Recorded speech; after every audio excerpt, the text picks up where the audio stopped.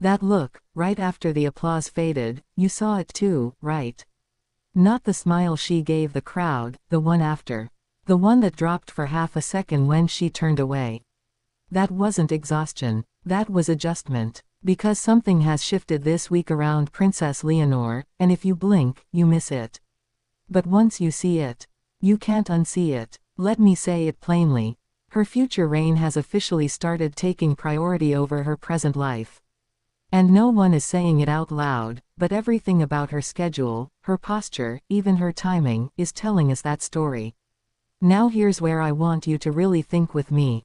What does it actually cost a young woman to become a queen this early? Not the title, not the prestige, the trade-offs. Because I don't think we're just watching preparation anymore. I think we're watching replacement. Replacement of spontaneity, with structure. Replacement of personal freedom, with responsibility. Replacement of her life, with her role. And if that sounds dramatic, just stay with me for a second. Over the past 48 hours, something very subtle has happened. The media narrative has shifted. It's less about Leonor the young woman, and more about Leonor the institution. And I'll be honest, that makes me a little uncomfortable.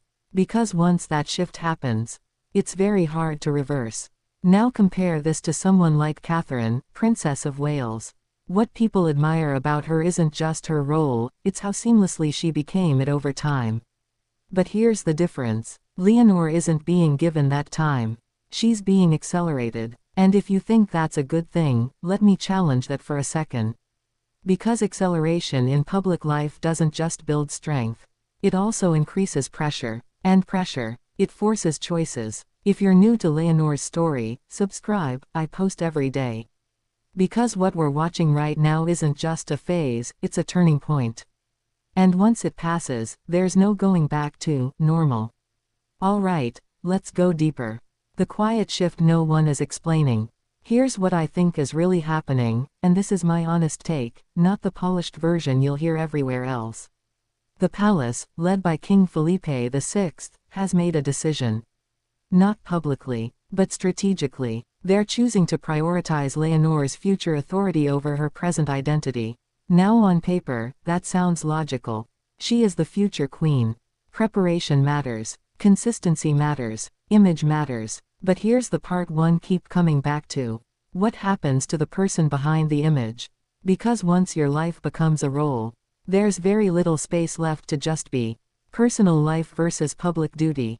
Let's be real for a second. Leonor is at an age where most people are figuring themselves out. Friendships, independence, mistakes, growth. Now imagine doing all of that. Under constant observation, with restrictions, with expectations already written for you. That's not just pressure. That's a controlled environment. And I don't say that to criticize, it's just the reality of monarchy. But in 2026, that reality hits differently. Because today, people value authenticity more than perfection. Look at someone like Mr. Beast. Different world, yes, but the principle is the same. People connect to what feels real. Immediate. Unfiltered. Now compare that to a life where every move is calculated. Do you see the tension? The hidden cost of becoming too early. Here's the hot take most people won't say. Starting the queen phase too early can actually make the role harder later. Why? Because leadership isn't just about discipline. It's about understanding people, relating to them, knowing what life feels like outside the institution. And if Leonor's personal life keeps shrinking, where does that understanding come from? That's not criticism. That's a real question. The emotional trade-off. Let me slow this down for a second, because this part matters. There's an emotional cost to this kind of transition. And it doesn't show immediately. It shows later, in how decisions are made, in how risks are taken, or avoided, in how connection is built, or lost. And I think we're seeing the beginning of that shift right now. Not the outcome, the beginning. Is this strategy, or sacrifice? Now here's where I push back a bit. Is this really the best way to prepare a future queen? Or is it the safest way to protect an institution? Because those two goals, they're not always the same. And I'll be honest. Sometimes it feels like the institution wins. Not out of malice, but out of survival. The Kate versus Leonor timeline. Let's bring this back to comparison, because it helps clarify things. Catherine, Princess of Wales, had time. Time to evolve. Time to adjust. Time to become. Leonor, she's being positioned as if that process needs to happen faster. And that creates a very different kind of queen. Not necessarily worse. Not necessarily better. But different. More controlled. More calculated. Possibly, more distant. And here's the twist. What if Leonor understands all of this? What if she knows exactly what's being traded? Because if she does, then this isn't just a story about sacrifice. It's a story about choice. A quiet, internal choice to accept the role, even when it costs something personal. And that changes how I see everything. My personal take, human marker. I'll be honest with you, I go back and forth on this. Part of me respects the discipline, the preparation, the weight of responsibility she's stepping into. But another part of me feels like she's being asked to give up pieces of her life too soon.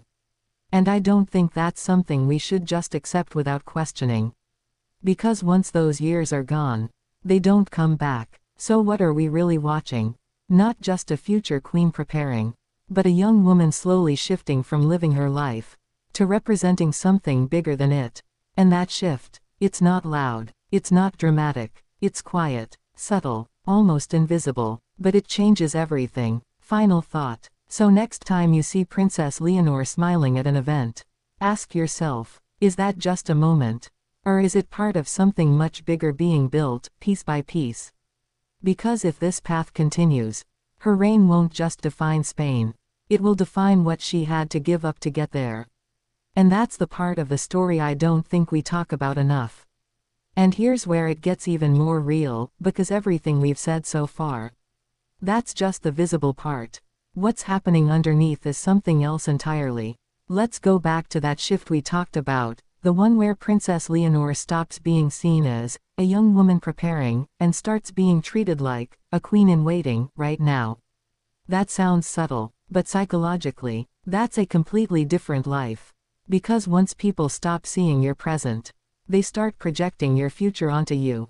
And I don't think we fully understand how heavy that is. The weight of expectations that aren't even yours. Imagine waking up every day knowing that your choices are no longer judged as yours, but as reflections of an institution. What you wear, it's a message. What you say, it's analyzed. Even what you don't say, that becomes a headline. And at that point, your personal life doesn't just shrink. It becomes strategic. Friendships, carefully chosen. Relationships, heavily scrutinized. Even silence, intentional. And here's the part that really gets me. That kind of life doesn't leave much room for mistakes. But mistakes are where people grow. So what happens when growth has to happen perfectly? The loneliest position no one talks about. Let me be a bit honest here, this might not be popular, but it feels true. Being in Leonor's position might be one of the loneliest roles out there. Not because she's physically alone, but because very few people around her can actually relate to what she's going through. Everyone sees the title, the future, the prestige, but who sees the pressure? Who sees the moments where she might want to just step out of it for a second and realize she can't? Why this new focus changes everything. When a monarchy decides to prioritize the reign over the person, it creates a very specific kind of leader. Disciplined, careful, measured, but sometimes also distant. And I think that's the balance King Felipe VI is trying to manage right now.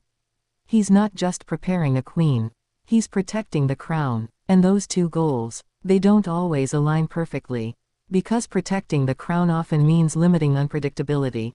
But unpredictability is where personality lives. The perfect image trap. Let me ask you something, and really think about it. If someone becomes too perfect in the public eye, do people connect with them more or less? Because perfection creates distance. You admire it, you respect it, but you don't always feel it. And in today's world, where connection is everything, that's a risk. That's why even someone like Catherine, Princess of Wales, who represents that polished image, still has moments where she feels relatable. Those moments matter a lot. Now imagine if those moments were reduced, or removed entirely. What happens then? The long-term question no one can answer yet. Here's the question I keep coming back to, and I don't think there's an easy answer. Will this early focus on duty make Leonor a stronger queen? Or a more distant one? Because it could go either way. On one hand, she could become incredibly disciplined, strategic, prepared in ways we don't fully see yet. On the other hand, she might have to work twice as hard later to rebuild that human connection. And connection isn't something you can fake. People feel it, or they don't. The quiet resistance we might not notice. Now here's something subtle, and this is just my perspective. Not all resistance looks like rebellion. Sometimes, it looks like small choices. A slightly longer pause before speaking. A look that lingers a second too long. A moment of warmth that wasn't scripted. Those things, they don't break the rules. But they remind you that there's still a person behind the role. And I think Leonor might be learning how to navigate that space. Not by rejecting the system, but by quietly existing within it, on her own terms, where she can. My honest reflection. I keep thinking about something while watching all of this unfold. We always talk about what kind of Queen Leonor will become. But we rarely ask, what kind of life she had to give up to become that queen. And maybe that's the real story here. Not just the crown, but the cost of wearing it. So let me leave you with this. If the focus continues shifting away from her personal life, and fully onto her future reign, then what we're witnessing right now isn't just preparation. It's transformation. Slow, controlled, almost invisible, but permanent. And one day, years from now, when Leonor stands fully in that role, confident, composed, unquestionably ready, we'll look back at moments like this, and realize, this is where it started. Not with a coronation, not with a title, but with a quiet decision, to put the crown first, even before it was hers.